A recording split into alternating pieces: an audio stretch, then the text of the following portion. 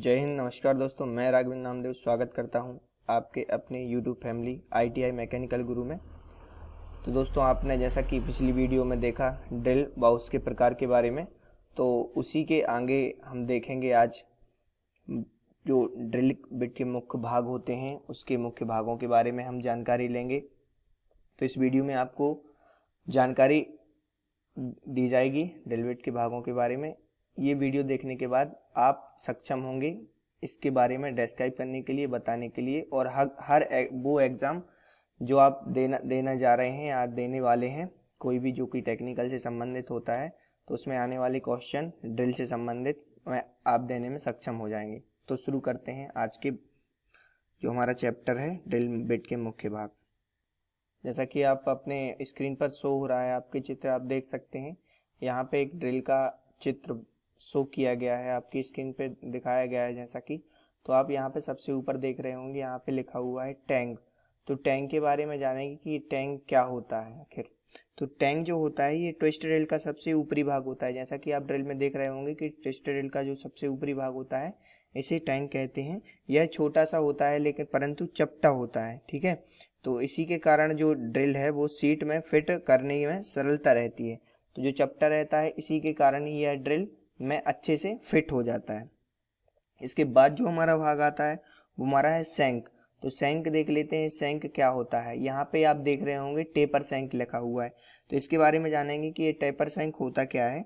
तो ड्रिल का वह भाग होता है जो किसी सॉकेट या ड्रिल चक आदि में पकड़ा जाता है। तो यही वो भाग होता है जो ड्रिल चक के अंदर चला जाता है और ये पकड़ लेती है ड्रिल जैसे, ठीक है। तो ये सैंक कहलाता है, जैसे टेपर सैंक भी कहते हैं। तो इसके टाइप्स देख लेते हैं। तो ये जो होते हैं टेपर सैंक, इनके 3 प्रकार के होते हैं। यहाँ पे जो अभी दिखाया गया है तो ये टेपर सैंक वाला भाग है। यहाँ पे टेपर है, आप यहाँ से देख रहे होंगे कि यहाँ पे टेपर है, इसीलिए इसका नाम टेपर सैंक पड़ा, ठीक है। तो ये 3 प्रकार के होते हैं। जो हमारा फर्स्ट होता है वो होता है हमारा टेपर सैंक, सेकंड होता है स्ट्रेट सैंक, और जो हमारा थर्ड और लास्ट आता है वो हमारा होता है रैचेट सैंक।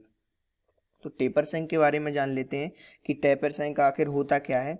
तो ये जो टेपर सैंक होता है वो बड़े व्यास वाले ड्रिलों में टेपर सैंक बना होता है। जो बड़े व्यास वाले ड्रिल रहते हैं उनमें टेपर सैंक बना होता है और इस पर मोर्स टेपर होती है। यहाँ पे जो टेपर दी गई है इसे मोर्स टेपर कहते हैं। और इस प्रकार की जो सैंक वाला ड्रिल रहती है तो बड़ी सरलता से ड्रिलिंग मशीन में फिट किया जा सकता है। इसे बड़ी सरलता से ड्रिल मशीन में फिट किया जा सकता है। आगे देखते हैं, इसी के कारण इस सैंक के ड्रिल अधिक प्रयोग किए जाते हैं। इसी के कारण जो कि टेपर सैंक वाले ड्रिल होते हैं सबसे ज़्यादा यूज किए जाने वाले ड्रिल होते हैं। तो इनके जो स्लिप होने की संभावना चूँकि कम रहती है, क्योंकि ये अच्छे से फंस जाते हैं ड्रिल मशीन में हमारी, तो संभावना बहुत कम रहती है इसके निकलने की या फिसलने की, ठीक है। क्योंकि जब इन पर दबाव दिया जाता है तो उस समय इनकी जो पकड़ है स्पिंडल या सॉकेट में बढ़ जाती है। जब यहाँ से हम मशीन में से प्रेशर डालेंगे तो यहाँ से ये प्रेशर लगाएगा तो ये अंदर की तरफ जाता है, जिसके कारण वो अच्छी पकड़ बना लेता है और निकलता नहीं है।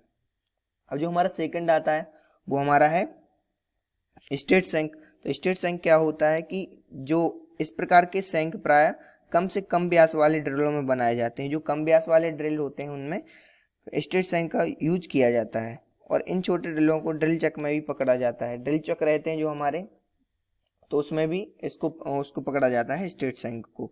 और जो हमारी थर्ड और लास्ट आती है वो हमारी है रैचेट सैंक। तो जो इस प्रकार की रहती है सैंक वो चौकोर परंतु टेपर में रहती है, ठीक है। तो इसे रैचेट ब्रेस कहते हैं। जो हमारी थर्ड रहती है रैचेट सैंक उसे रैचेट ब्रेस भी कहते हैं। इसके बाद जो हमारा मुख्य भाग आता है वो हमारा है बॉडी। तो बॉडी के बारे में जानते हैं कि ड्रिल बिट की बॉडी क्या होती है। तो जो ड्रिल का मुख्य भाग होता है और इसी से सुराख होता है, यह जो बॉडी होती है इसी से सुराख होता है। और यह भाग नेक से पॉइंट तक होता है। नेक मतलब सबसे ऊपर वाले भाग से सबसे नीचे वाले भाग का जो रहता है तो वो हमारी पूरी बॉडी कहलाती है। तो जो बॉडी के विभिन्न भाग होते हैं उनमें सर्पिलाकार खांचे आदि बने होते हैं और इनको निम्नलिखित नामों से पुकारा जाता है। जैसा कि हम आपको आगे बताने वाले हैं, इन्हें बॉडी रहती है उसे किन किन नामों से पुकारा जाता है। तो जो हमारी फर्स्ट होती है वो हमारी होती है फ्लूट। जैसा कि आप यहाँ फिगर फर्स्ट में देख रहे होंगे, तो यहाँ पे फ्लूट कहा जाता है। तो फ्लूट में देखते हैं कि फ्लूट क्या है। तो जो ड्रिल की बॉडी में जो सर्पिल खांचे कटे होते हैं, जैसा कि आपने देखा होगा ड्रिल रहती है हमारी, तो आगे के भाग में जो हमारे सर्पिलाकार खांचे कटे होते हैं और यह खांचे मिलिंग मशीन द्वारा बनाए जाते हैं। तो ये बनाए किस चीज़ द्वारा जाते हैं, तो जो हमारी मिलिंग मशीन रहती है तो इसके द्वारा जो सर्पिलाकार खांचे होते हैं वो बनाए जाते हैं। जैसे क्वेश्चन कर लिया जाता है आपसे किसी पेपर में कि जो हमारे ड्रिल बिट में जो हमारे सर्पिलाकार खांचे होते हैं वह किस मशीन द्वारा बनाए जाते हैं, तो हम वहाँ पे टिक लगा सकते हैं कि खांचे मिलिंग मशीन द्वारा बनाए जाते हैं। तो जो इनके किनारे होते हैं, किनारों पर ही काटने वाली धार बनी होती है। जैसा कि आपने देखा होगा ड्रिल को बहुत ही सूक्ष्म तरीके से अगर आप देखेंगे उसमें, तो उसमें आप देखेंगे कि जो धार बनी होती है, जो काटने वाली धार बनी होती है उसकी किनारों पर ही बनी होती है। और यह जो खांचे होते हैं वो बाहर निकालने का मार्ग का भी कार्य करती है।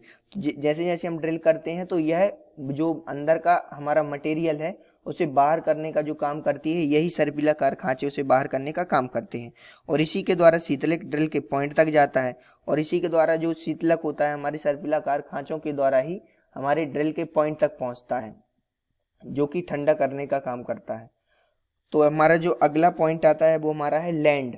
तो लैंड के बारे में जानते हैं कि लैंड क्या है। इसके बाद जो हमारा मुख्य भाग आता है इसका, तो वो हमारा कहलाता है लैंड। जैसा कि आप यहाँ पर देख रहे हैं, यहाँ पे ये हमारा लैंड कहलाता है। तो लैंड क्या है कि खांचों के बीच जो उभरे हुए भाग रहते हैं तो और शेष जो बचा हुआ भाग रहता है उसे हम लैंड कहते हैं। लैंड, और यहाँ पे आप देख रहे होंगे ये हमारा मार्जिन शो कर रहा है। तो जो मार्जिन होता है वो फ्लूट के किनारे किनारे ड्रिल की पूरी लंबाई में एक चमकदार धार बनी होती है। जैसा कि आप ड्रिल जब हम घुमा के उसको देखते हैं अपने हाथ से, तो जो चमकता हुआ हिस्सा रहता है, चमकता हुआ जो भाग रहता है, जो धारी बनी होती है चमकती हुई, उसे ही मार्जिन कहते हैं। और जो सुराख करते समय यही भाग रहता है जो जॉब के संपर्क में आता है। जो जॉब के संपर्क से झुका हुआ चलेगा वही हमारा मार्जिन कहलाता है। और इसी के अनुसार हम ड्रिल का पूरा व्यास मापते हैं। ड्रिल का व्यास जो मापा जाता है इसी चमकदार सतह से नापा जाता है, जिसे मार्जिन कहते हैं, जो चमकता हुआ भाग रहता है। तो इससे भी क्वेश्चन पूछा जा सकता है कि ड्रिल का जो चमकदार भाग होता है उसे क्या कह सकते हैं, तो जिसका जो सही आंसर होगा वो हमारा मार्जिन हो जाएगा। जो मार्जिन के बाद जो हमारा ड्रिल का मुख्य भाग आता है वो हमारा है बॉडी क्लियरेंस। तो बॉडी क्लियरेंस देखते हैं कि बॉडी क्लियरेंस होता क्या है। तो बॉडी पर मार्जिन के अतिरिक्त जो हमारा उभरा हुआ जो भाग बचता है, जो हमारा उभरा हुआ भाग बचा रहता है उसे ही बॉडी क्लियरेंस कहते हैं। जैसे कि इसके नाम से स्पष्ट है कि बॉडी के अतिरिक्त जो हमारा क्लियरेंस बचता है उसे बॉडी क्लियरेंस कहते हैं। और इसका जो व्यास होता है मार्जिन की अपेक्षा इसका व्यास कम होता है। और इस प्रकार यह सुराख करते समय जॉब की सतह से रगड़ कर नहीं चलता है। इसमें इतना क्लियरेंस रहता है, जिससे कि आप क्लियरेंस का मतलब ही होता है थोड़ा हिस्सा छूट के चलता है, कम चलता है। तो वही हमारा होता है बॉडी का क्लियरेंस। और इससे होता क्या है, अगर बॉडी में क्लियरेंस बना रहेगा तो ड्रिल को गर्म होने और ख़राब होने से ये बचाता है हमारा बॉडी क्लियरेंस। अब जो बात करते हैं हम नेक्स्ट, हमारी बात आती है वो हमारी है वेब। तो वेब क्या होता है हम देख लेते हैं। जैसा कि हमारे चित्र से स्पष्ट है कि वेब, तो जो ड्रिल के अक्ष पर फ्लूइड्स के मध्य जो उभरी हुई मोटाई शेष रहती है। तो जो हमारे फ्लूइड्स रहते हैं ड्रिल के अक्ष पर जो फ्लूइड्स के मध्य जो उभरी हुई मोटाई शेष बचती है या शेष रहती है, तो उसे हम वेब कहते हैं। इसके बाद जो हमारा पॉइंट आता है वो हम देखते हैं। यहाँ पे आप देख रहे हैं ये हमारा वेब, जैसा कि चित्र से स्पष्ट है वेब। तो वेब के बारे में जान लिया हमने कि वेब क्या होता है। अब बात करते हैं पॉइंट के बारे में। तो जो हमारी ड्रिल में एक पॉइंट होता है, यहाँ पे आप देख रहे होंगे, जो कि काटने का काम करता है, जिसे पॉइंट एंगल भी कहते हैं। तो पॉइंट एंगल क्या होता है, जो ड्रिल का नीचे का भाग होता है। जैसे परिभाषा से अगर हम देखें अच्छे शब्दों में, तो जो ड्रिल का नीचे का भाग होता है वो हमारा पॉइंट कहलाता है। और यह कोण के रूप में बना होता है। जैसा कि आप देख रहे हैं यहाँ पे एक पॉइंट या कोण के रूप में जो हमारे ड्रिल का भाग रहता है सबसे नीचे का, वो कि बना होता है। इसका कोण अलग अलग धातु के लिए अलग अलग होता है। जैसे हमें अलग अलग प्रकार की धातुओं में छेद करना है या कटिंग करना है कर्तन सहायक के रूप में, तो अलग अलग प्रकार की जो धातुएं रहेंगी उसमें इसका पॉइंट भी अलग अलग रहेगा। तो जो इसका पॉइंट होता है वो 118 के कोण पर साधारणतः ग्राइंड किया जाता है। जो 118 डिग्री के कोण पर इसका जो पॉइंट रहता है वो ग्राइंड करते हैं। और जो पॉइंट का सूक्ष्म विश्लेषण करने पर हम इसे निम्न 4 भागों में बांट सकते हैं। तो जैसा कि इसका फर्स्ट जो हमारा भाग रहता है वो हमारा लिप कहलाता है। अब जो लिप होता है इसके बारे में क्या होती है कंडीशन, तो जो ड्रिल की काटने वाली धार ही लिप कहलाती है। जैसा कि इसके नाम से स्पष्ट है कि लिप अर्थात जो इस ड्रिल को काटने वाली धार रहती है, सबसे नीचे वाली धार रहती है, उसे ही लिप कहते हैं। और यह जो धार होती है वो ड्रिल के प्रत्येक फ्लूट्स के साथ होती है। जो ड्रिल के प्रत्येक जो हमारा फ्लूट होता है उसके साथ, यहाँ पे आप चित्र के स्पष्ट रूप से देख सक रहे होंगे कि प्रत्येक धार के फ्लूट के साथ होती है।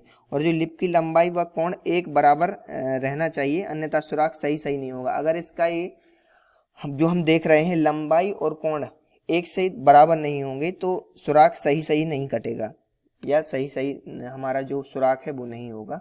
जैसा कि अभी हमने लिप के बारे में जाना, तो अब जान लेते हैं लिप क्लियरेंस के बारे में। जैसा कि हमने बॉडी के बारे में जाना था, उसके बाद बॉडी क्लियरेंस के बारे में जाना था, वैसे ही अभी हमने लिप के बारे में जाना और अब जानेंगे लिप क्लियरेंस के बारे में कि लिप क्लियरेंस होता क्या है। तो जो हमारी काटने वाली धार होती है उसके पिछले भाग पर एक विशेष कोण, पिछले भाग को विशेष कोण पर ग्राइंड किया जाता है। तो जो हमारा ये ग्राइंड किया हुआ भाग ही लिप क्लियरेंस कहलाता है। तो ये जो कोण होता है कठोर धातुओं में सुराख करने के लिए कम तथा नर्म धातुओं में सुराख करने के लिए अधिक रखा जाता है। जो हमारी नर्म धातुएं रहती हैं उसके लिए इसमें धातुओं में सुराख करने के लिए अधिक रखा जाता है, जो क्लियरेंस होता है इसमें अधिक रखा जाता है। और जो कि सामान्य रूप से देखा जाता है कि जो हमारा कोण होता है ये 8 डिग्री से 15 डिग्री तक रखा जाता है। जो सामान्यतः रखा जाता है जो हमारा कोण इसका लिप क्लियरेंस का, वो हमारा 8 डिग्री से 15 डिग्री रहता है। तो इससे भी एक क्वेश्चन बन सकता है, आपसे एग्जाम में पूछा जा सकता है कि लिप क्लियरेंस नर्म धातुओं में कितना रखा जाता है, या सामान्य रूप से लिप क्लियरेंस कितना होता है। तो आप 8 डिग्री से 15 डिग्री वाला जो भी ऑप्शन रहेगा उस पर आप टिक कर सकते हैं, जो कि आपका बिल्कुल राइट आंसर रहेगा। तो जो एक कोण रहता है इसके कारण ही कटिंग एज धातु काटती है। जो लिप क्लियरेंस रहेगा और ये जो कोण रहेगा 8 से 15 डिग्री, तो इसी के कारण जो कटिंग एज रहती है वही धातु काटती है तथा पिछला भाग धातु के संपर्क में नहीं आने पाता। इसका जो पिछला भाग रहता है वो धातु के संपर्क में नहीं आता है। तो हमारे यहाँ ये चैप्टर कंप्लीट हो जाता है। अगर आपने पिछली वीडियो नहीं देखी है ड्रिल की तो उसे आप जरूर देखें, लिंक पे जाके आई बटन पर क्लिक करके।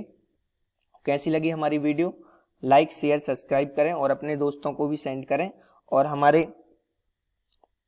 और यदि आपने अभी तक हमारे टेलीग्राम को ज्वाइन नहीं किया है तो उसे भी ज्वाइन करें और हमारे चैनल को सब्सक्राइब करें। थैंक यू दोस्तों, जय हिंद।